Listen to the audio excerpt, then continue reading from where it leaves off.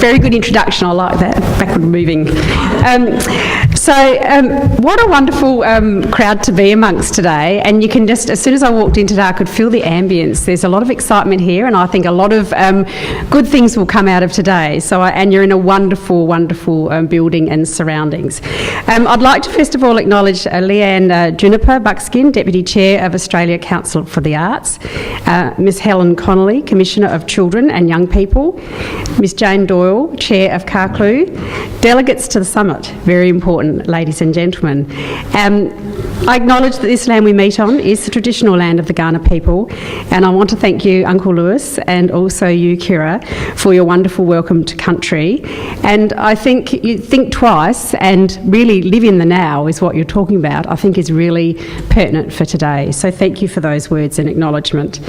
It really is a great pleasure for me to be here today as Assistant Minister to the Premier in the Arts. What a winner. How can I mean, really, I feel like I've won the jackpot to be working in the arts with the Premier.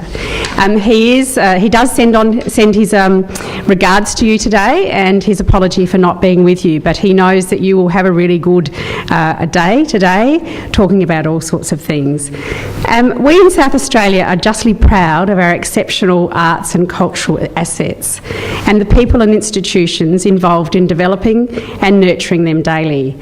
If it weren't for the talent, commitment and energy of our creative communities, these assets would never be maximised for all to appreciate and enjoy. This state has a long and rich history of leadership in the youth arts sector, stretching back more than 45 years. In 1971, the then Premier, Don Dunstan, announced the Karkloo House would become a centre for creative activities by and for children and young people. Over the intervening years, Karkloo's work has expanded to cover a spectrum of youth arts. And in the process, it has engaged tens of thousands of young people across South Australia through its many initiatives. One of the high points of our history was the establishment of the iconic Come Out Festival, which is now known as Dream Big Children's Festival. That event has introduced generations of young South Australians to the arts and, for many, instilled in them a love of performance. This year's festival was attended by almost 130,000 young people and their families, an incredible achievement, and it has reached out throughout the whole state via school programs and regional touring. If our community is to maintain and expand its artistic capacity and expertise into the future, it's imperative that young people are involved from the earliest possible times in their lives. It's vital they continue to be provided with ample opportunity to explore, build and express their own creative potential. What is more, young people must have access to premium artistic cultural experiences tailored to inspire wonder, curiosity and reflection. This is important because we know now that direct engagement in the arts helps us develop a whole range of very, very useful qualities and aptitudes.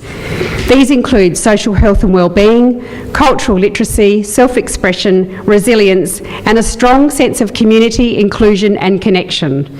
Developing creativity helps us all become responsive, adaptable, collaborative, innovative and optimistic. The South Australian Government recognises the critical role that Karkloo plays in developing young artists and future leaders. And as a result, we continue to enthusiastically support Karkloo's valuable work. In recent years, the national youth sector has faced significant challenges because of reduced Commonwealth Arts funding. So it's even more crucial that events like today's National Youth Arts Summit are supported. The information age has opened up all kinds of opportunities for conversations within the sector. I think, though, you can never go past this face-to-face, in the room, on the floor, discourse, discussion and decision-making that will occur today. And this is just one way we can seek to future-proof arts and culture in general, and youth arts and culture in particular. The terrific breadth of people working in your sector is evident here today in the diversity of delegates from across Australia. I welcome you all. And I wish you all the best for the closing act of the summit, the performance by DJ Badcop and Electric Fields, both of whom have benefited from Carclew's nurturing of talent. It's a really tremendous time to be out and about in Adelaide, with the AusAsia Festival reaching a crescendo this weekend, the opening of the Adelaide Film Festival last night, and also Hybrid World Adelaide, both kicking off and running over the next few days and week. And on behalf of the Premier and Minister for Arts, I hope you all have a really fun and rewarding time during this summit. And I look forward to the event producing tangible benefits for the art-loving children and young people of Australia.